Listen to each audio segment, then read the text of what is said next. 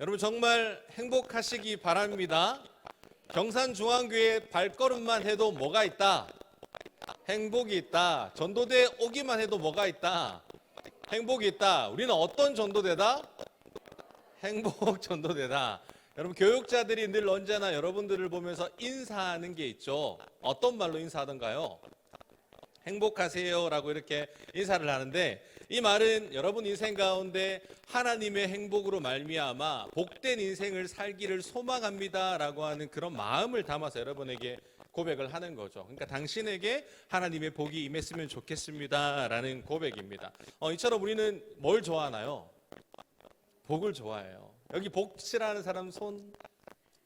네, 여러분 복 다 좋아하시니까 하나님의 복 가득한 여러분들 되시기를 간절히 소망합니다. 사람들이 새해만 되면 복 받으세요라고 이렇게 인사를 하죠. 어떻게 해요? 새해 복 많이 받으세요라고 이렇게 얘기하는데, 그 얘기를 들었던 사람이 화를 냈던 경우가 있었나요? 없었나요? 없죠. 대한민국 사람이라면 어떤 상황이라 한들 복 받으세요라고 하면 다 어떻게 해요? 나도 모르게 입가에 이 미소가 올라가는 경우를 보게 되죠. 여러분 교회 주일날 아침에 굉장히 바쁘시죠? 막 준비하시고 교회 오시리라 바쁘실 텐데, 아마 여기 계신 할머니들은 예외, 여기 계신 우리 젊은 40대까지 칩시다. 40대 정도 되면 주일이 전쟁이야, 맞죠? 저는 주일날 괜찮아요. 저 혼자 아침에 씻고 나오면 되거든. 근데 저희 집에서는 아마 전쟁일 거예요. 우리 애들은 교회 버스를 타고 오기 때문에, 6년째 지금 버스를 타고 오기 때문에 아침마다 상상만 해도 우리 아내가 얼마나 텐션 높게 싸우고 있을까, 애들하고 주일마다. 막 말할 수 없는 그 탄식과, 내가 주일날, 이 거룩한 주일날 기뻐해야 되는데 기쁨이기보다는 시작을 어떻게? 불화, 막 치밀어 오르는 그 화로 시작하면서 교회에 딱 문을, 발걸음을 딱 듣는데 교육자들이 이렇게 인사하는 거예요. 행복하세요 라고 인사를 하는 거예요. 여러분 지금 내 심정은 행복일까요? 불행일까요? 불행이란 말이에요. 그런데 교육자가 행복하세요라고 하면서 너나 행복하세요라고 말할 사람이 있다 없다? 없다. 우리가 아무리 주일날 분주하고 힘들어도 가는 말이 이렇게 고우면 오는 말도 어쩔 수 없다? 고울 수밖에 없는 게 우리 인생이죠. 그러니까 우리 인생 가운데 복이 없으면 안 돼. 뭐가 없으면 안 돼요? 복이 없으면 안 돼요. 옆 사람 보니까 복이 많아 보여요? 적어 보여요? 복이 많아 보여요? 그러니까 복이라는 것은 우리가 살아가는 날 동안 반드시 필수예요, 필수. 복이 없으면 살 수 없는 존재가 누구의 존재다? 우리의 존재다. 그러니까 여러분, 그러면 우리 인생 가운데 왜 복이 필요할까? 왜 복이 필요할까요? 그 이유를 성경이 명확하게 알려줍니다. 오늘 본문 1장 28절 한 목소리로 크게 오늘 그냥 외워버립시다. 이거 시작. 하나님이 그들에게 복을 주시며. 야, 전도대 나오니까 성경 구절도 외우게 해줘요. 창세기 1장 28절 내려주세요. 자, 외웠어요. 자, 시작. 복을 주셨어요, 하나님이. 어떤 복을? 지금 내가 성경 말씀을 외웠어. 복 중에 복이에요. 얘들아, 복이 어떻게 흐르는 줄 아니? 창세기 1장 28절에 이렇게 얘기한단다. 하나님이 그들에게 복을 주시며. 여러분들 놀랍지 않습니까? 우리가 순간 깜빡거리면 사라지는 존재인데, 금방 들었던 것도 들었다가 나가면 사라지는 존재인데, 지금 여러분들이 뭘 기억하고 있다는 거예요? 하나님의 말씀을 기억하고 있는 거예요. 그러니까 하나님께서 태초에 모든 만물을 창조하시고 만물의 대리자로 누구를 창조하셨냐? 사람을 창조하셨어요. 그러니까 쉽게 설명하면 정원을 만드신 거예요. 아름다운 정원. 여러분 집에 가면 정원 좀 하나 가지고 계시죠? 집에 정원 없어요? 이런, 아직 정원의 복을 못 받았구나. 저희 집에 베란다에 가면 정원이 있어요. 죽어가는 정원. 다 죽어가, 겨울이라서. 여러분 그 정원을 만드시고 나서 아름다운데, 보기만 해도 아름다운데 그 정원을 어떻게 해야 돼요? 어떻게 하면 더 아름다울까? 가꿔야죠. 그러니까 하나님이 세상이라고 하는 정원을 만드셨어. 만드시고 나서 그걸 보니까 하나님이 가꾸기엔 좀 그래, 모양이 빠져, 맞죠? 왜? 나는 신인데. 신이 정원을 가꿀 수 있죠. 그런데 모양이 좀 빠지니까 그 정원사로 누구를 만든 거예요? 정원사로 누구를 만들었다? 나를 만든 거예요. 그러니까 내가 생육하고 번성하고 다스리는 그 복, 그게 복인 거예요. 세상에 누리면서 살아갈 수 있는 것, 하나님이 만들어 놓으신 세상 만물에 내가 뭐 해야 된다? 정복하고 다스리고 그 복을 누리며 살아야 된다. 만물의 대리자로 누구를 만들었다고요? 저와 여러분들을 만들었다고요. 그러니까 여러분들은 부자예요, 부자가 아니에요? 부자예요, 맞죠? 말하는 대로 또 부자가 되어질 줄 믿습니다. 정원 좀 하나쯤 가지고 계신 여러분들 되셨으면 좋겠어요. 나중에 목사님 우리 집에 정원이 꾸려졌어요, 우리 집에 정원에 와서 고기 파티해요 라고 불러주는 그 역사가 날마다 충만해서 내가 다시 살이 쪘으면 좋겠어. 그런 복이 여러분들 가운데 넘쳐나기를 간절히 소망합니다. 그러니까 하나님이 사람을 창조하시고 첫 번째 주신 게 뭐냐면 바로 복이다. 그러니까 하나님께서 처음 주신 것이 복이라면 하나님이 생각하실 때도 사람에게 가장 중요한 것이 뭐라고 지금 이야기하는 거예요? 하나님이 처음 사람에게 복을 주셨어요. 그럼 하나님도 첫 번째 순서가 복이었다면 너희들 인생 가운데 뭐가 필요하다고 지금 이것을 은연중에 이야기하고 계신 겁니까? 복이 필요한 존재. 우리는 복이 필요한 존재예요. 복이 없으면 살아갈 수 없는 존재가 누구냐면 저예요, 저. 여러분이에요. 우리는 복이 없으면 살 수 없습니다. 복이 참 중요하죠. 그런데 하지만 어느 순간부터 교회 안에 뭐가 자연스럽게 흘러 들어왔냐? 여러분들에게 주입식 교육으로 어떤 복을 가르쳤냐? 어떤 복요? 기복이라고 하는. 그거 기복신앙이야. 그거 그렇게 구하면 안 돼. 하나님, 우리 아들 고3인데 이번에 대학에 스카이랜드 갈 수 있도록 해주세요. 하나님 제발 그렇게 되기를 소망합니다 라고 여러분이 새벽에 열심히 기도했더니 옆에 계신 권사님이 똑똑똑 쳐요. 그렇게 기도하면 안 돼.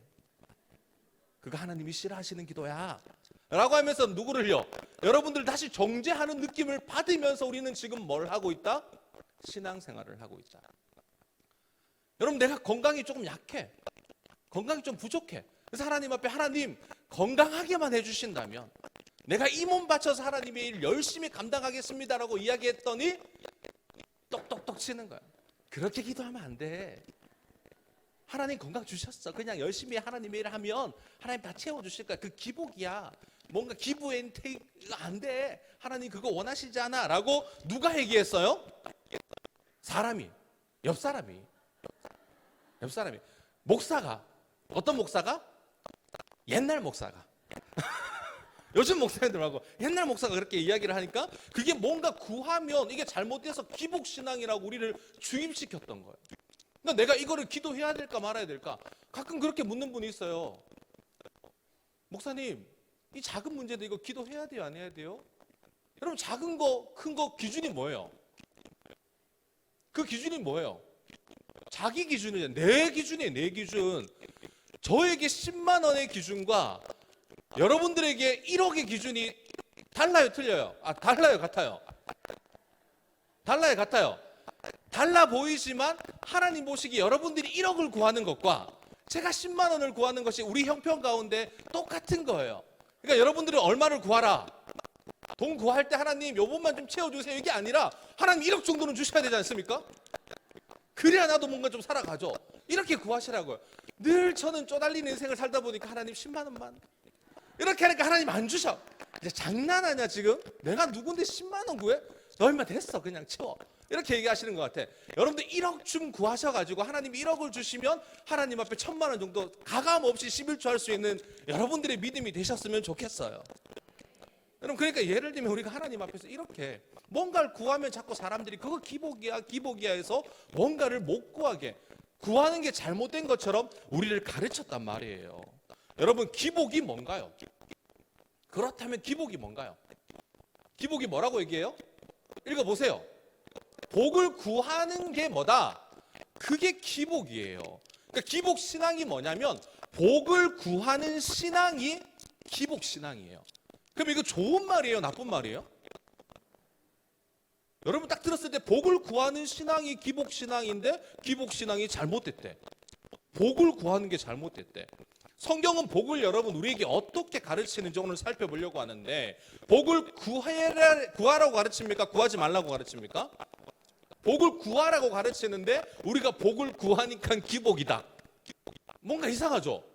분명히 성경은 복을 구하세요. 하나님이 여러분들에게 복을 주셨습니다. 그럼 우리는 복이 필요한 존재입니다. 그러니까 여러분들은 기도할 때 복을 구하세요라고 가르쳤는데 그건 기복이야. 이래서 우리가 헷갈려요, 안 헷갈려요? 헷갈려요. 누가 여러분들 헷갈리게 했다고? 옛날 목사님. 목사님들 하면 안 돼.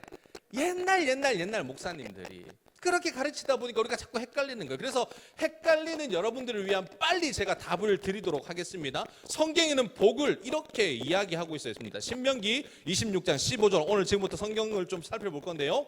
이렇게 얘기합니다. 원하건대 주의 거룩한 처소 하늘에서 보시고 주의 백성 이스라엘에게 뭘 주신다?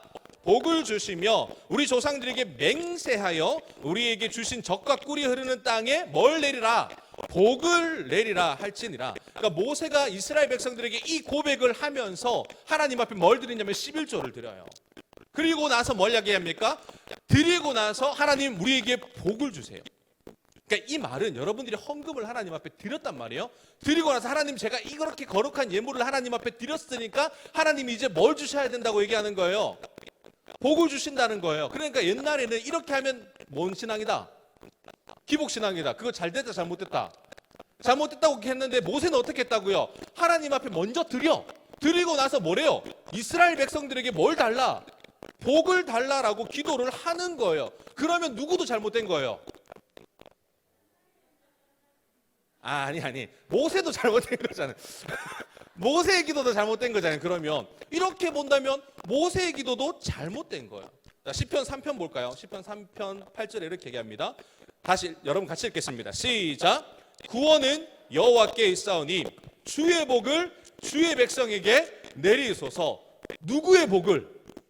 주님의 복을 세상 사람들에게 아닙니다. 누구에게? 주의 백성들. 그러니까 우리는 주님의 백성들이에요. 하나님이 복을 가진 존재예요. 그 복을 가진 존재가 누구에게 내려달라는 거? 나에게 내려달라는 거 잘못된 겁니까? 아니죠. 그러니까 다윗은 지금 이 시편이 고백이 언제냐면 압살롬, 자신이 낳았던 그 압살롬에게 도망다니는 그 신세 가운데서 누구의 복을 구하는 거예요? 도망자 신세에서도 하나님께 복을 구하는 겁니다. 구원이 여호와께 있다. 나를 살릴 수 있는 분이 여호와께 있다. 그 말은 지금 다른 말로 들으면 뭐예요? 하나님 보고 지금 살려달라는 거잖아요. 내가 지금 죽기 일보 직전입니다. 하나님 살려주십시오. 살려주는데 그 복을 나에게 허락해 주십시오. 그럼 여러분이 살다 보면 어려운 재정전에 난이 일어날까 안 일어날까요? 어려운 재정의 형편에 난이 일어날 수 있죠. 그때 하나님께 살려달라고 기도하는 게 잘못된 기도다? 아니다는 거예요. 왜 그게 잘못된 기도냐는 거예요. 자, 또 볼까요? 시편에서 또 이렇게 얘기합니다. 109편 28절. 그들은 내게 저주하여도 주는 내게 복을 주소서. 그들은 일어날 때에 수치를 당할지라도 주의 종은 즐거워하겠다. 주님이 나에게 복을 주시면 내가 수치를 당한다 할지라도 내가 어떻게 하겠다? 기뻐하겠다. 사람들이 내게 저주해도 하나님께서 나에게 복을 주신다면 내가 그 복 받겠다는 거예요. 사람들의 눈을 시샘이 따가워서 하나님 이 복은 제가 잘못 구한 것 같아요. 취소. 이렇게 할 필요가 없다는 거예요. 우리 아들 잘 되게 해달라는데, 내 손자 손녀 잘 되게 해달라는데, 우리 가정 좀 잘 살게 해달라는데 그게 잘못됐다고 이야기하면 된다 안 된다? 안 된다는 거. 하나 더 보도록 하겠습니다. 자, 시편 28편 9절 함께 읽습니다. 시작. 주의 백성을 구원하시며 주의 산업에 복을 주시고 또 그들의 목자가 되시어 영원토록 그들을 인도하소서. 뭐래요? 주의 산업에 뭘 달래? 복을 달래. 여러분들이 하시는 직장생활 가운데 복을 달라는 거예요. 내 사업을 열었는데 하나님 이 사업이 망하게 해주십시오. 그거는 기복이 아니래. 또 왜? 망하는 거는 하나님께 달렸으니까. 그럼 하나님 이 상황이 번창케 해주십시오. 그건 기복이잖아. 이렇게 우리를 가르쳤단 말이에요. 망하는 것도 하나님의 은혜요. 사업이 벙창하는 것도 하나님의 은혜입니다. 그러나 우리가 그 속에서 해야 될 게 있다면 하나님께 이 사업을 열게 하신 주의 복이 이 사업장 가운데 충만하게 해달라고 하는 그 복을 구할 필요가 있다 없다? 잘 되면 좋아요. 맞죠? 누가 좋아요? 일단 내가 좋아. 자꾸 뭐 거룩하게 하나님 좋아 이렇게 하지 말고 잘 되면 내가 좋아. 돈 벌면 누가 좋아요? 박춘석이 돈 벌면 누가 좋아? 박준석이 좋지. 여러분들이 좋을 이유가 없잖아요. 내가 돈 벌면 좋은 거예요, 일단. 근데 내가 좋으면 누가 기뻐한다? 하나님이 기뻐하신다. 왜? 하나님이 누구니까? 하나님이 누구니까? 나의 아버지니까. 여러분들의 자녀가 돈을 많이 벌어요. 누가 기뻐요? 1차적으로 자녀들이 기쁘죠. 그 가정이 복되죠. 근데 이 복이 어떻게 해요? 자녀들이 잘 되면 누구에게 온다? 내한테 온다, 안 온다? 안 오는 거는 불효막심한 놈이고, 조금이라도 건덕지라도 오는 게 그게 그거예요. 그러니까 누군가 하나가 잘 되면 나에게 흐른다. 그게 뭐 잘못됐냐는 거가. 여러분도 하나 더 봅시다. 시편 115편 12절 13절 이렇게 얘기합니다. 여호와께서 우리를 생각하사 복을 주시되 이스라엘의 집에도 복을 주시고 아론의 집에도 복을 주시며 높은 사람이나 낮은 사람을 막론하고 여호와를 경외하는 자들에게 뭘 달라? 복을 달라. 여러분들이 기도할 때 하나님 우리 태신자 가정에도 복을 주시고 우리 가정에도 복을 주시고, 그러다가 화장실 갈 때 누구를 생각하면 되는 거예요? 박준석을 생각하면서 저 사람도 불쌍하니까 복을 주시고, 가난한 사람도 복을 주시고 부한 사람도 복을 주시고, 누구 하나 막론 없이 하나님의 복을 주시옵소서라고 기도하는 게 기복신앙이다? 아니다. 하나님께서는 그렇게 복을 어떻게 해라? 구해라라고 우리에게 말씀하고 계신데, 성경은 타 초지일간 뭐라고 얘기하면 복을 구해. 왜 안 구하니? 라고 이야기하시는데 우리는 늘 언제나 이건 하나님이 기뻐하시는 복이 아니야 라고 누가 생각을 하는 거예요? 내가 생각하는 거예요. 누가 교육시켜가지고? 옛날 목사님. 그러니까 성경은 복을 구하는 것을 정죄하지 않습니다. 그러니까 오늘부터 여러분들 어떻게 해야 된다? 복을 구해야 돼요. 성경에 보니까 어떻게 복을 구했냐? 상황에 따라 복을 구했어요. 자신을 위해서도 복을 구했고요, 다른 사람을 위해서도 복을 구했어요. 그리고 나라를 위해서, 민족을 위해서도 복을 구했고, 그러니까 우리가 다양하게 복을 구하라고 성경은 그렇게 우리에게 가르치고 있는 거예요. 그러니까 자신들을 위해 구하는 건 기복신앙이고, 다른 사람을 위해 구하는 것은 기복신앙이 아니다? 뭔가 아니라는 거예요. 이건 바른 신앙이 아니라는 거예요. 나를 위해서 구하는 게 왜 기복이야? 다른 사람을 위해 기도하면 그건 기복이 아니래. 뭔가 이상하잖아요. 그러니까 성경 어디에도 그것이 올바른 신앙이다라고 말한다, 말하지 않는다? 말하지 않는다는 거예요. 성경에서 말하는 것은, 말하는 진정한 복이 뭐냐면 그리스도인은 복을 구해도 된다. 도장 팍 찍는 거예요.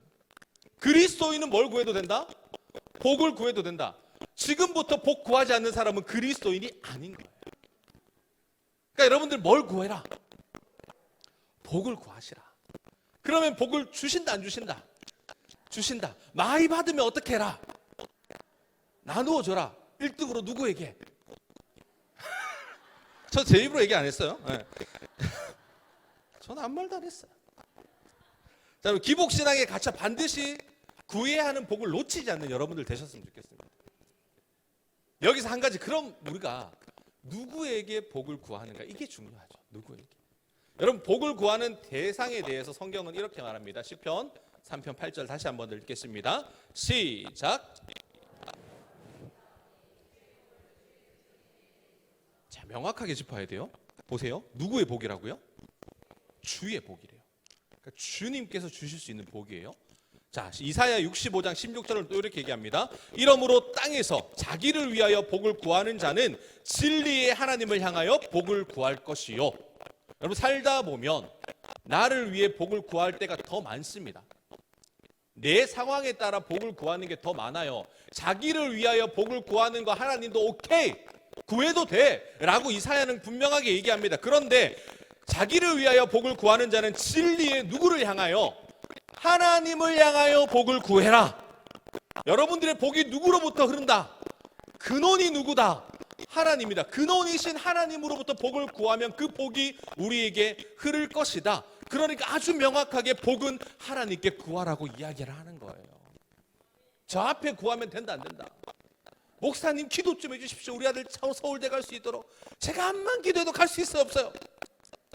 믿음이 적은 자들아, 왜 의심을 하고 그러십니까? 저는 능력이 없어요. 여러분, 가끔 제가 기도해서 치료받는 사람이 있을까, 없을까? 가끔 있어요. 가끔. 한 1000명 중에 1명? 로또 맞은 사람이지. 근데 그 사람이, 내가 그 한 사람을 낫게 했다고 한들 나에게 그 능력이 있는 게 아닙니다. 그 능력은 상황에 따라 나라고 하는 존재를, 이 부족하고 연약한 존재를 하나님이 그 상황에 따라 사용하실 뿐이에요. 사람에게 능력이 있는 게 아니라 오직 이 능력은 하나님께 있는 거예요.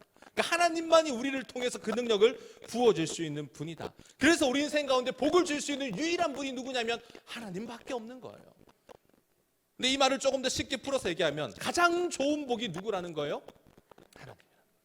여러분 인생 가운데 내가 큰 복을 받은 사람이야. 누구를 가졌기 때문에? 하나님을 가졌기 때문에. 세상 사람들도 여러분 복을 구할까요? 안 구할까요? 세상 사람들도 복을 구해요. 그런데 그들과 우리의 차이점이 명확합니다. 그들은 하나님이 아닌 다른 것에 복을 구해요.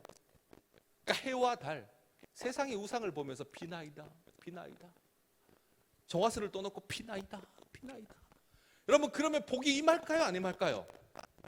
안 임하는 거예요. 여러분 복을 구할 수 있는 유일한 분이 성경은 뭐라고 얘기하는? 복은 오직 하나님만이 줄 수 있다. 이 명확한 해답. 저와 여러분들은 복 받은 존재입니다. 믿으십니까? 복 받을 존재입니다. 믿으십니까? 그러니까 나는 지금 복 받았고 앞으로도 복을 받을 존재라는 거예요. 우리는 복이 필요한 존재입니다. 여러분 믿으십니까? 인간에게 복이 필요하다라고 하는 이 말은 인간에게 누가 필요하다는 거예요? 하나님이 필요하다는 거예요. 우리는 그걸 놓치면 안 되는 거예요. 왜 사람들이 복에 갈망할까? 복 받을 존재니까 갈망하는 건 당연한 거예요. 복 받은 존재니까 갈망되는 거 당연한 거예요. 그런데 인간에게 진짜 이 복을 줄 수 있는 분이 하나님이라면 내가 이 복을 필요로 하는 이유가 뭐냐면 하나님이 복이시기 때문에. 그러니까 우리 인생 가운데 하나님이 없으면 안 되는 겁니다. 그러니까 세상 사람들이 복이 필요하죠. 그래서 그들은 오늘도 뭘 구할까요? 복을 구하며 살아요. 그 많은 세상 사람들이 지금도 누구를 갈망하냐면 하나님을 갈망하고 있는 거예요. 왜? 그 속에 누가 없으니까. 하나님이 없으니까. 우리는 왜 복을 갈망하지 않는 줄 아세요? 복이신 하나님이 내 속에 있기 때문에. 그분과 동행하기 때문에. 그런데 그 사람들은 자신의 그 복을 채우기 위해서 갈망하며 사방으로 두루다니는 거예요. 왜? 하나님을 발견하지 못했으니까. 그들이 매일 구하는 복, 그 이유가 뭐라고요? 하나님을 만나지 못했기 때문에. 그렇기 때문에 그들은 지금도 복을 갈망하는 거예요. 하나님을 찾고 있는 거죠. 어떻게 보면 나를 찾아서 내 인생에 뭔가 될 것 같은 것처럼 찾아다니지만 그들은 지금 누구를 찾아다니고 있는 거다? 복이신 하나님을 지금 찾아다니고 계신 거예요. 그러니까 하나님 우리를 창조하시고 우리에게 가장 먼저 뭘 주셨다고요? 복을 주셨다. 그러니까 오늘 본문의 말씀은 우리가 복 받은 인생이었고 복 있는 인생이라는 말입니다. 하지만 그 복이 어떻게 되었다고요? 아담과 하와의 죄로 말미암아 분리되었죠. 하나님 우리에게 복을 주셨는데 그 죄가 들어옴으로 말미암아 차단되어 버린 거야. 그러니까 하나님께서 그 죄로 인해서 우리를 떠나셨어. 우리와 함께 하시는 하나님을 우리가 어떻게 해요? 잃어버린 겁니다. 언제부터? 원죄가 우리 속에 들어올 때부터. 그러니까 하나님이 떠나심으로 사람 안에 있어야 될 하나님의 자리가 지금 비워진 거예요.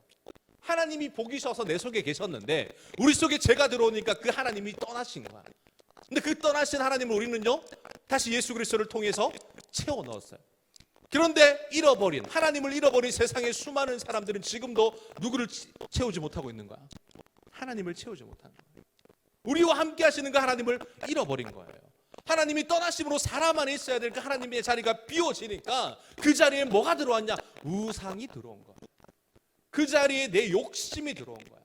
그 자리에 내 생각이 지배를 하는 겁니다. 그러니까 우리가 복을 갈망하는 이유가 바로 여기에 있는 거예요. 하나님을 잃어버렸기 때문에. 이 말은 잃어버린 하나님을 지금 갈망하고 있다니까요. 세상 사람들이 지금 뭔가 찾아 나서고 있는 그 이유가 있는데 그게 뭐냐면 하나님이에요. 그 잃어버린 사람들에게 찾아주는 역할을 누가 감당해야 된다? 누가 감당해야 된다? 우리가 감당을 해야 되는 거예요. 하나님을 갈망하는 그 욕망이 크기 때문에 하나님에 대해서 우리가 바르게 알려줘야 그 사람 가운데 하나님이 들어오고 그 복이 채워짐으로 그 사람들 가운데 진정한 기쁨이 완성될 수 있다는 거예요. 그러니까 하나님 없는 그들에게 하나님 있는 삶을 살 수 있도록 우리가 가이드 역할을 하는 거예요. 여러분들이 왜 전도를 하십니까? 하나님을 잃어버린 그들에게 복이신 하나님이 여기 계시다 라고 안내를 하기 위해서 우리가 하지 않습니까? 그래서 여러분 하나님을 선물해야 돼요. 좀 웃긴 말이지만 여러분들 인생 가운데 복음을 전하면서 하나님을 선물할 수 있어야 돼요. 여러분들의 복음의 접촉점을 찾아서 이제 이렇게 질문할 수 있겠죠. 안녕하세요 선생님. 선생님 복이 필요하시죠? 복 받기 원하시죠? 이 질문을 그 사람들에게 던질 줄 알아야 됩니다. 그리고 사람들에게 뭐라고 얘기할까요? 복 필요하시죠? 라고 하면 사람들이 복 필요 없어요. 너나 많이 가지세요 복. 이렇게 말할 사람이 있다 없다?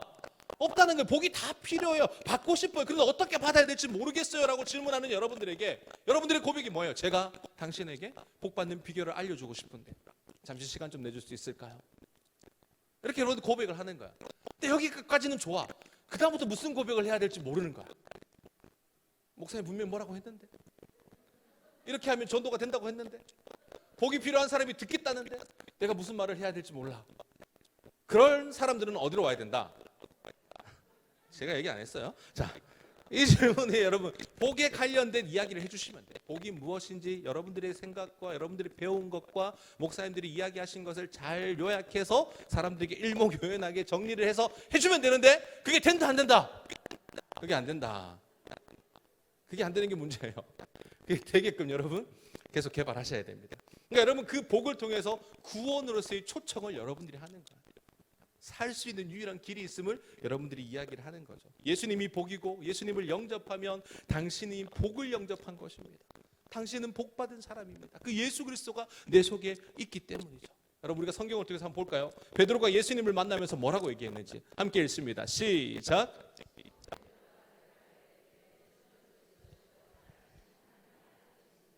베드로가 예수님을 보고 이렇게 말하는 거예요. 주는 그리스도시요 살아계신 하나님의 아들입니다. 그랬더니 예수님이 뭐라고 하셨는지 아십니까? 이렇게 얘기해요. 마태복음 16장 17절. 예수께서 대답하여 이르시되 바요나 시모나 내가 복이 있도다. 이를 알게 하는 이는 혈육이 아니요 하늘에 계신 내 아버지니라. 여러분 간단하죠. 베드로가 누구를 찾았어요? 예수님을 찾았어요. 예수님을 찾고 나서 고백했어요. 그랬더니 예수님이 뭐라고 얘기하는 거예요? 시모나 네가 복이 있도다. 예수님을 찾기만 해도 뭐라고 예수님은 응답하신다고요? 춘석아 네가 복이 있도다. 그러니까 우리가 하나님을 찾아야 될, 예수님께 기도해야 될 그 이유가 뭐냐면 복이기 때문에. 딱 이렇게 일목요연하게 예수님이 정리를 해서 선포를 해주시는 거예요. 복 없던 베드로 인생 가운데 복이신 예수님이 들어온 거야. 그러니까 예수님께서 내 인생이 이제 복된 인생이야 이렇게 인쳐주시는 거예요. 여러분 복 받은 사람 맞습니까? 우리가 이 시간도 예수님의 이름을 부르는 그 순간 우리는 잃어버린 그 예수님을 찾게 되는 놀라운 역사가 일어나는 거예요. 그러니까 안 믿는 영혼들이 복이 뭐냐라가 아니라 예수님을 부르는 그 순간 그 복이 그들에게 찾아지는 역사, 흘러넘치는 역사. 예수님을 믿고 찾으면 복 없는 인생이 복 있는 인생으로 바뀌어지는 그 역사. 그때부터가 우리가 하나님과 함께 동행하는 삶을 살아갈 수 있는 거죠. 그래서 이 시간 제가 말씀에 근거해서 여러분들에게 선포합니다. 사랑하는 성도 여러분, 예수님 만나시기를 바랍니다. 예수님 찾으시길 바랍니다. 예수님을 고백하시길 바랍니다. 다른 복을 찾으며 두루 다니는 사람이 아니라 진짜 복이신 예수, 그 이름을 선포할 때 여러분들은 예수님을 가질 것이고 여러분들에게 복이 임할 거예요. 내가 예수 이름을 선포했을 뿐인데 예수님을 갖게 되는 그 역사, 복이 나에게 흐르는 역사. 할렐루야. 사랑하는 성도 여러분, 그럼 복이신 하나님은 어떤 분이냐? 복이신 하나님은 하늘과 땅 그 가운데 속한 모든 것을 창조하신 분이 누구다? 하나님이다. 금과 은도 지혜와 명철과 총명도 다 누구의 것이다? 하나님의 것이다. 그 모든 것이 주인이 누구라고 지금 우리가 고백을 하는 거예요? 하나님. 그런데 여러분 이 말은 우리가 하나님의 자녀가 되었어요? 맞죠? 저와 여러분들이 하나님의 자녀가 되었어요. 아버지 거예요. 그러면 그 자녀는 아버지 거를 물려받는다 안 물려받는다? 물려받는다. 금도 은도 지혜와 명철과 지식과 학식과 모든 것이 누구께 흐른다? 아직도 용기가 없어. 다시 우리가 하나님 자녀예요. 우리가 하나님 자녀라니까요. 하나님께서는 세상 만물을 창조하시고 하나님 것으로 칭해 주셨어요. 하나님이 세상의 것을 마지막에 인간이라고 하는 우리를 창조하시면서 다 너거 거야. 너 해. 다스려. 정복해. 생육하고 번성해. 다 너거 거야. 너에게 줄게. 라고 했어요. 그러면 여러분들이 이 세상에 있는 금과 은과 지혜와 총명과 학식과 지식과 그 모든 것들이 누구 거라는 거예요? 내 거라는 거예요. 내 거를 어떻게 해야 된다? 써야 되는데 지금 비밀번호를 몰라. 다 하나님이 주셨는데 비밀번호를 몰라. 그 비밀번호는 누구만 알 수 있다? 하나님만 알 수 있다. 자꾸 그 비밀번호 찾으려고 사람에게 오지 마시라는 거예요. 필요한 것들 하나님 제발 가르쳐 주세요. 비밀번호. 하늘의 창고를 여는 그 비밀번호 좀 가르쳐 주세요. 여러분, 그 비밀번호가 발견되어지는 여러분들 되셨으면 좋겠는데 아직 나도 못 찾았어. 제가 찾으면 얘기해 줄게요. 여러분들만의 그 비밀번호 하나님께서 주실 겁니다. 그래서 그것을 기도라고 하는 그 무기를 통해서 두드리는 거예요. 그러면 열려지면 쏟아지는 거예요. 여러분, 그 복 받고 싶지 않아요? 좀 임했으면 좋겠습니다. 주님. 아직 내 때가 아니다 라고 이렇게 말씀을 하시는 거죠. 자, 요한복음 1장 21절 말씀 함께 읽습니다. 시작. 영접하는 자 곧 그 이름을 믿는 자들에게는 하나님의 자녀가 되는 권세를 주셨으니. 영접하는 자, 그 이름을 믿는 자들에게는 어떤 자녀가 되었다? 하나님의 자녀예요. 하나님의 자녀에게는 뭐가 임한다고요? 권세가 임한다. 여러분들에게는 뭐가 임한다? 권세가 임한다. 여러분들에게 능력이 있다 없다? 있다는 거예요. 어깨 피세요 자꾸. 목사님 저는 못해요. 아니라는 거예요. 하나님의 자녀가 되면 우리가 상속자라니까요. 세금만 좀 낼 뿐이지. 여러분, 상속 받았잖아요. 그러면 하나님의 상속자가 되는 겁니다. 그러니까 모든 권세 다 우리 거예요. 그래서 여러분, 찬송가 277장에 보면 이렇게 얘기하죠. 큰 권세 주께 있으니, 큰 권세 주께 있으니. 어떻게 해요? 너는 가서 주의 복음 전하라. 주가 너 항상 지키시. 뭐 이미 이상한데? 이상한데? 마지막에 좀 마지막에 안 좋았어. 마지막 편집. 네, 자, 보세요. 큰 권세 주께 있다는 거예요. 너는 큰 권세를 가진 자야. 이 권세를 어떻게 해라? 너는 가서 전하라는 거예요. 그러면 그 권세가 너를 통해 흐를 것이다. 이번 태신자들 가운데 그 권세가 흘러서 그 권세 받은 자들이 주님 앞에 나오는 그 역사가 우리에게도 함께 임할 줄 믿습니다. 여러분, 이 권세 받고 싶지 않으세요? 이런 행복한 사람들의 축제를 통해서 이 권세가 전해지고 싶지 않으세요? 저는 좀 전해졌으면 좋겠어요. 제발 안 믿는 영혼들이 돌아왔으면 좋겠어요. 이 땅을 사는 우리가 복받은 사람인데, 그럼 복받은 사람이 거하는 곳이 어떤 곳이어야 되는가? 우리가 거하는 곳이 어떤 곳이 되어야 될까요? 시편 84편 4절은 이렇게 얘기합니다. 시작.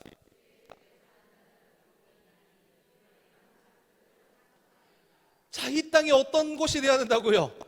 주의 집에 사는 자들에게 복이 있대. 복받은 인생이 돼, 여러분들이. 그러면 그 복받은 인생들이 뭘 해야 된다? 항상 주를 찬송해야 된다. 우리의 삶 가운데 찬양이 흘러넘치는 역사가 일어나기를 간절히 소망합니다. 여러분, 이 말로만 얘기하면 천국이에요. 천국. 이 땅이 뭐다? 죽어서 가는 천국만 천국이 아니라 예수 믿는 그들 다들, 예수 믿는 자들은 이 땅을 살아가는 것이 천국이에요. 여러분, 죽어서 가는 천국을 맛보고 싶습니까? 이 땅에서도 천국을 맛보고 싶으세요? 저는요, 죽어서 천국 모르겠어요. 가겠죠. 어떻게 기쁠지 모르겠어요. 근데 이 땅도 천국이라면, 이 땅에서의 주님과 동행하는 그 천국의 기쁨을 이 땅 속에서도 맛보는 인생이 되었으면 좋겠습니다. 이곳에서도 왜요? 주님을 찬양하는 그것이 천국이니까요. 이것이 주님과 동행하는 것이 천국이니까요. 이것이 내 삶에 구애받지 아니하고 내 삶이 어떠한들 하나님을 바라볼 수 있다면 그것이 천국이니까. 사람들은요, 두 분류가 있습니다. 이 땅에 지금도 천국을 경험하고 있는 사람이 있고, 언젠가는 내 인생 가운데 천국이 올 거야라고 희망사항으로 두는 사람들이 있어요. 지금 내 상황에 따라서 철저하게 바뀌겠죠. 근데 여러분, 성경은 뭐라고 얘기하냐면 상황에 따라 천국이 임한다는 게 아니에요. 주의 집에 주의 복을 받은 우리에게는 뭐가 임할 것이다? 찬양이 흐를 것이다. 그 찬양을 하나님이 들으신다면 그 자리가 예배의 처소요, 그 자리가 하나님이 거하시는 거룩한 임재의 장소요, 그 자리가 천국이라는 거예요. 로마서는 성경이 천국에 대해서 뭐라고 얘기합니까? 14장 17절 이렇게 얘기합니다. 하나님의 나라는 먹는 것과 마시는 것이 아니요 오직 성령 안에 있는 의와 평강과 희락이다. 하나님의 나라가 어떤 곳이라고요? 의와 평강과 희락의 나라가 어디라고요? 천국이라고요. 어떤 곳이라고 명확하게 이야기하는 겁니까? 죽어서 가는 곳이 아니다. 복받은 사람, 예수 그리스도를 구주로 믿고 섬기는 자들, 그 사람들에게는 미리 뭘 경험할 수 있다고 얘기합니까? 천국을 경험할 수 있다. 여러분 지금 어떤 인생을 살고 있어요? 천국을 경험하고 있는 인생을 살고 있어요. 그래서 여기서 반문할 사람이 있을 것 같아요. 목사님, 그런 천국이라면 나 안 갈래. 나 너무 힘들어. 그런 천국이면 안 갈래 라고 이야기하시는 분들이 있다 없다? 있어요. 저도 그래요 가끔. 근데 여러분, 우리는 이 땅에서 누리는 것이 끝이 아니죠. 하지만 이 땅에서도 누려야 될 것이 있다는 거죠.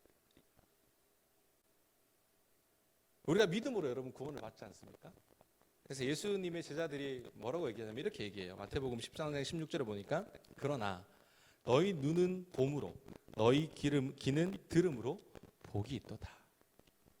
누구에게 복이 있다고요? 봄으로. 너희 귀는 뭐함으로?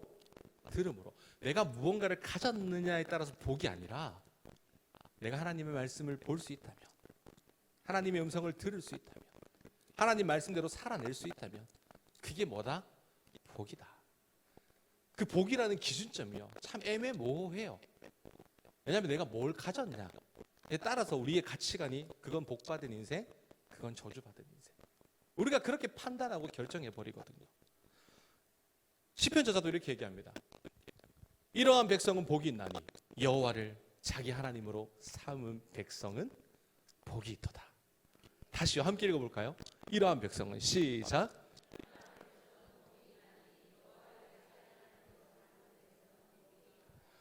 하나님을 믿고 신뢰하고 의지하고 기다리는 것이 뭐다? 복이다. 그 복이 우리의 입술로 지금 고백하는 거예요. 이러한 백성, 하나님을 고백하는 백성들에게 무엇이 임하냐? 자기 하나님으로 삼는 백성들에게 복이 임한다. 그래서 예수님께서 베드로에게 이렇게 물어보시는 거예요. 바요나 시몬아, 사람들이 나를 누구라고 하니? 그 물음에 대해서 베드로가 뭐라고 얘기합니까? 주는 그리스도시요 살아계신 하나님의 아들입니다. 그 고백을 들으셨던 예수님이 베드로에게 이렇게 묻는 거예요. 시몬아, 내가 복이 있도다. 베드로의 고백을 통해 우리가 알 수 있는 사실이 뭐예요? 예수님이 살아계신 하나님이라고, 하나님의 아들이라고 믿는 자들에게는 뭐가 있다? 복이 있다. 사랑하는 성도 여러분, 제가 여러분들에게 묻겠습니다. 예수님이 누구십니까? 예수님은 참 하나님이신 동시에 참 인간이에요. 100%의 신성과 100%의 인성을 가지신 분이 예수님입니다. 이 사실을 믿으십니까? 그럼 여러분들에게는 뭐가 있다? 복이 있다. 여러분들에게 복이 있는 존재예요. 도마가 이렇게 말합니다. 나는 내 손으로 넣어보지 않고는 믿지 않아. 그랬더니 예수님께서 오셔서 뭐라고 얘기하죠? 손가락을 넣어볼래? 그때 도마의 고백이 뭡니까? 나의 주님이시오 나의 하나님이십니다. 넣지 않았어요. 그냥 예수님께 그 의심을 털어놨더니, 의심을 고백했더니 그 자리에 안 계셨던 예수님이 들으셨어요. 그리고 와서 해봐. 괜찮아. 해봐. 그랬더니 뭐라고 얘기하는 거예요? 주는 그리스도시, 주님 나의 하나님이시오 나의 주님이십니다. 이 고백이 흐를 수 있는 거죠. 그러면서 예수님이 뭐라고 얘기합니까? 너는 나를 보고 믿냐? 나를 보지 않고 믿는 자들에게는 복이 있도다. 우리는 예수님을 보고 믿었습니까? 듣고 믿었습니까? 듣고 믿었죠. 그 들음을 통해 믿음이 들어왔고, 그 믿음 생활 가운데 하나님 말씀을 읽다 보니까, 그 말씀이 이끄는 곳으로 가다 보니까 하나님을 발견한 사람들, 우리에게는 뭐가 있다고 성경은 명확하게 얘기합니까? 복이 있다. 듣고 믿은 너희들에게는 복이 있을 것이다 라고 이야기하는 거예요. 그래서 이 들음을 어떻게 해요? 사람들에게 들려줘야 되는 거예요. 왜? 그 사람들에게도 듣고 믿을 때 하나님의 복이 임하기 때문에. 저와 여러분들은 복이 필요한 존재입니다. 고로 복 받은 존재예요. 사랑하는 성도 여러분, 우리 하나만 더 살펴보고 말씀을 마무리하겠습니다. 제가 질문을 할 텐데요, 조금만 더 깊게 생각해 보시고 답을 해 보시기 바랍니다. 하나님이 주신 것이 복이 맞나요? 여러분들에게 하나님이 주신 것이 복이다. 그렇다면 하나님이 우리에게 부여를 주셨어요. 믿으십니까? 그럼 그 부여가 뭐죠? 복이에요. 하지만 부여를 받지 못한 사람은 이 세상에 있을까요? 없을까요? 있어요. 그 사람들에게 가난을 주셨습니다. 그럼 그 가난은 뭡니까? 복이에요. 하나님이 건강을 주셨어요. 그 건강이 뭐예요? 복이에요. 하지만 건강하지 못한 분들도 계십니다. 그분들은 복 받은 겁니까? 복 받지 못한 겁니까? 복 받은 거예요. 건강하지 못하다는 것도 우리에게 복인 거예요. 하나님께서 약함을 주셨어요. 그럼 그 약함이 뭐예요? 복이에요. 하나님이 우리를 형통케 하셨습니다. 그럼 그 형통이 뭐라고요? 복이에요. 하나님이 우리 인생 가운데 고난을 주셨어요. 그러면 그 고난이 뭐라고요? 복이에요. 하나님께서 우리 가운데 열림을 주셨어요. 열려지는 역사를 주셨습니다. 그 열림이 뭐라고요? 복입니다. 하나님이 우리 인생 가운데 막힘을 주셨어요. 그러면 그 막힘이 뭐다? 복이에요. 하나님이 우리에게 장애를 주셨습니다. 몸이 불편함을 주셨어요. 그럼 그 장애가 뭐다? 복이에요. 하나님이 나라를 우리에게 주셨습니다. 그러면 그 하나님의 나라가 우리에게 뭐라고요? 복이에요. 하나님이 우리를 그 집에 태어나게 하셨습니다. 하나님이 우리에게 주신 그 집이 뭐다? 복이라는 거예요. 하나님이 우리에게 부모님을 주셨어요. 그러면 그 부모님이 뭐예요? 복이에요. 열악한 가정에서 태어나 힘든 부모님과 살아왔던 우리들에게 그게 어떻게 복이에요, 하나님? 그렇게 말하실지 모르지만 그 부모를 만나 우리가 세상에 눈을 뜬 것 자체가 복이에요. 실수가 없으신 하나님을 믿는다면, 우리를 향한 끝없는 계획이 있음을 믿는다면, 우리에게 일어난 크고 작은 사건들, 그 모든 것이 우리에게 뭐가 되는 겁니까? 복이 되는 거예요. 우리에게 일어날 모든 일들을 계획하신 분이 누구냐면 하나님이세요. 내가 그 하나님을 믿는다면 하나님이 주신 것이 복일 줄 믿습니다. 사실 우리 눈에는 지금 당장 복이 아닌 것 같아요. 적막한 길을 걸어가고 있지 않습니까? 너무 힘든 인생을 살고 있잖아요. 근데 그게 복이에요. 여기 계신 분들 중에는 육신의 질고 때문에 고통받고 계신 분들이 계실 겁니다. 육신의 아픔 때문에 호소하고 계신 분들이 계실 거예요. 그런데 여러분, 죄송합니다. 그게 복이에요. 제가요, 장모님이 영대병원에 계실 때 차를 타고 가는데 하나님이 문득 저한테 이런 메시지를 하시는 거예요. 너 많은 수술을 하고 너 많이 아팠다고 너 힘들었지. 너 나에게 원망했지. 불평했지. 근데 지금 어떠니? 그게 복이야. 뭐라고 얘기하시냐면, 장모님의 그 소천 소식을 듣고 가는데 나는 살아있는 거예요. 내가 얼마만큼 아팠는지, 내가 얼마나 힘든 가정 속에 살았는지 그게 중요한 게 아니에요. 내가 지금 살아있다는 거예요. 살아있는 것 자체가 복이라고 하나님 저에게 말씀하시는 거예요. 그때 제가 꼬꾸라졌습니다. 그렇죠. 죽으면 끝인데 내가 살아있구나.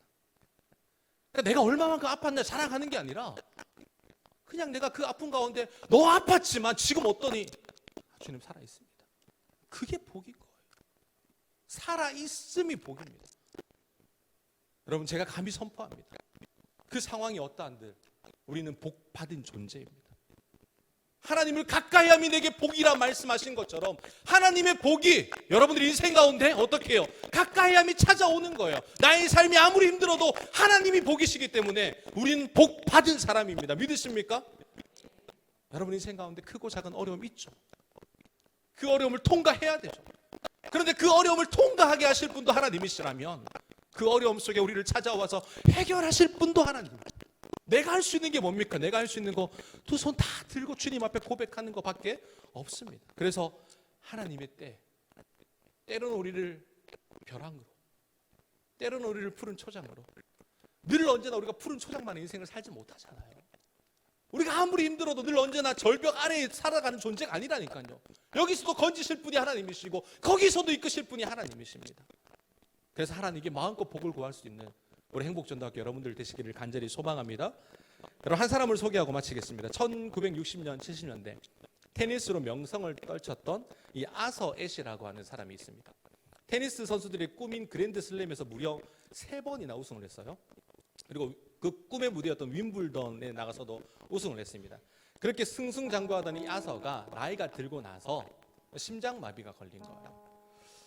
그 수술을 여러 번 받아야 했고 그 수술 받는 도중에 수혈하는 과정 가운데 에이즈에 감염되었습니다. 그래서 1993년 그의 나이 50세에 세상을 떠났죠.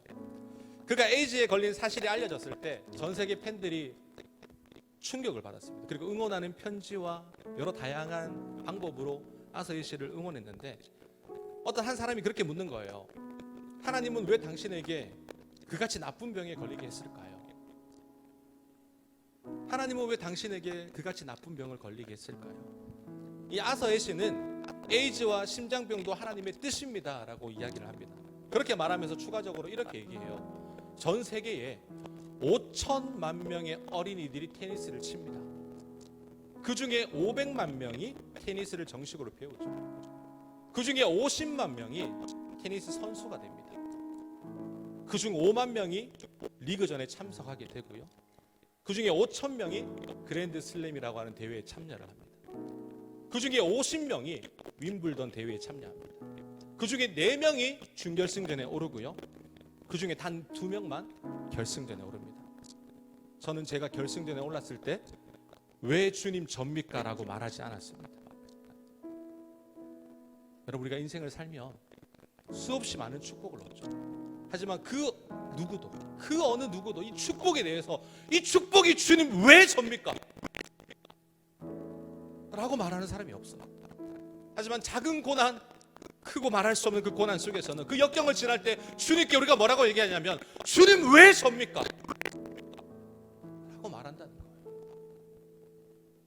사랑하는 성도 여러분, 아서히 씨는 자신의 받은 축복에 대해서 왜냐고 질문하지 않았듯이 실패와 재앙과 그 말할 수 없는 역경 상황 속에서도 왜라고 묻지 않는 것이 그리스도인이다 라고 얘기를 하는 거예요. 왜요? 저와 여러분들은 복받은 존재이기 때문에, 예수 그리스도 때문에 이미 복받은 존재예요. 여러분들에게 복이 있었을 때 주님 왜 제가 복을 받아야죠? 묻는 사람 누가 있을까요? 당연하다고 생각하지. 어려움만 찾아오면 하나님 왜 접니까? 우리 하나님의 가치 기준이 상황에 따라 흔들리는 분이 아니라는 거예요. 내가 복을 받아도, 내가 세상에 화려하게 누려도, 아니요 세상을 기어다녀도 하나님은 찬양받기 합당하신 존재입니다.